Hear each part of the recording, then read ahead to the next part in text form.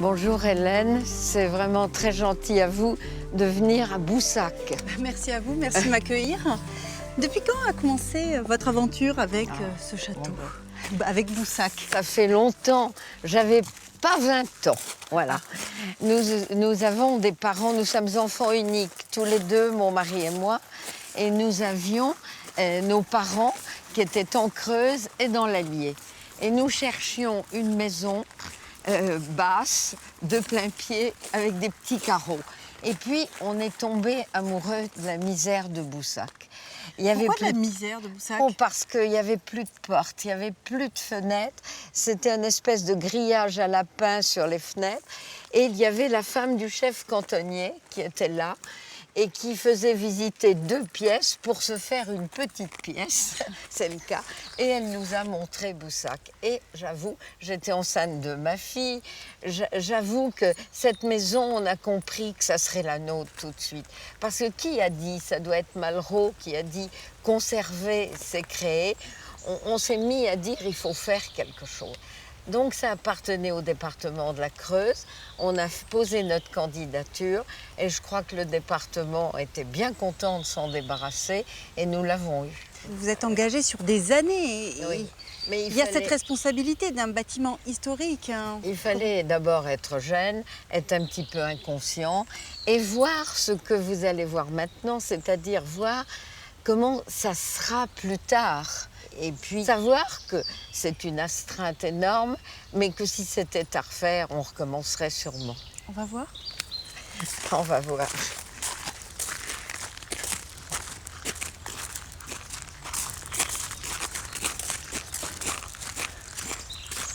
Vous voyez, dès qu'on arrive, on est pris par ce maréchal, par ce bâtiment, par la grandeur de Boussac.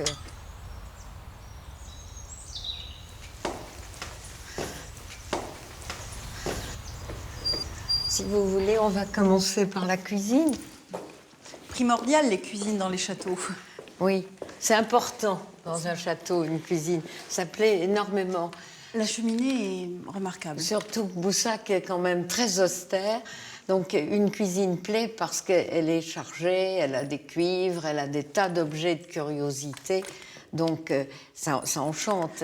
Vous aimez chiner quand je vois tous ces objets, oui. Tous ces cuivres. On était, paraît-il, collectionneurs de collections. C'est-à-dire que quand on a un objet, on a envie qu'il y en ait d'autres autour. Pour être bien ensemble, les objets, c'est comme les personnes. Il leur faut de la compagnie. Pour donner de la vie à ce château. Il date de quand, ce château? Georges Sand disait que c'était un grand brigand du Moyen-Âge. C'est d'abord un château de défense, un château guerrier. Il y a une première partie 12e qui a été complètement démantelée pendant la guerre de 100 ans. Et la souche principale de Boussac est 15e. Mais la chance de Boussac, c'est aussi les aménagements 18e. La salle d'armes, juste à côté de la cuisine? Oui, vous voulez que nous allions la voir? Suivez-moi. Alors nous allons découvrir, si vous le voulez bien, la salle d'armes, la salle dite des gardes, qui est beaucoup plus austère, parce que c'est ici que se tenait le chef des gardes, enfin tous les gardes, qui s'occupait de chauffer le château, bien sûr.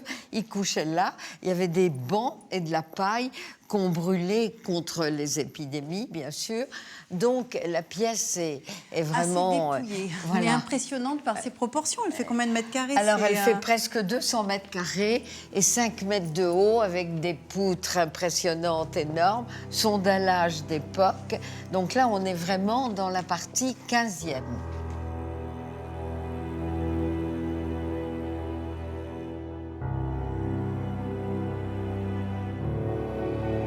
C'est dans le château de Boussac que furent découvertes les fameuses tapisseries de la Dame à la licorne par Georges Sand. Pendant longtemps, leur origine demeura mystérieuse et elles ont inspiré un grand nombre d'artistes, créant le mythe de la licorne.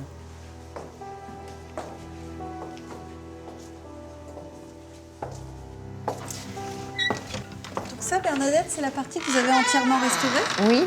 Oui, c'est le charme du XVIIIe siècle, comme vous le voyez. Les Carbonnières, la dernière famille qui a possédé Boussac, avait baissé les plafonds, supprimé les grandes cheminées à hotte pour que ce soit plus chaud et plus confortable. C'est juste à côté de cette pièce que George Sand dormait ces journées, Voilà. ici à Boussac. George Sand est venue entre 1840 et 1870. Elle fuyait une épidémie de choléra et elle était reçue par les sous-préfets. Elle a d'ailleurs décrit dans ce salon, elle disait qu'il était très mal meublé à l'époque, donc si elle revenait maintenant, elle serait très heureuse de le voir meublé en XVIIIe siècle. Et elle a écrit son premier roman champêtre qui s'appelle Jeanne, et elle avait une admiration, un amour pour Boussac. Elle était charmée par les lieux. Tout à fait. Elle disait Boussac ne peut pas laisser indifférent par la diversité de ses époques.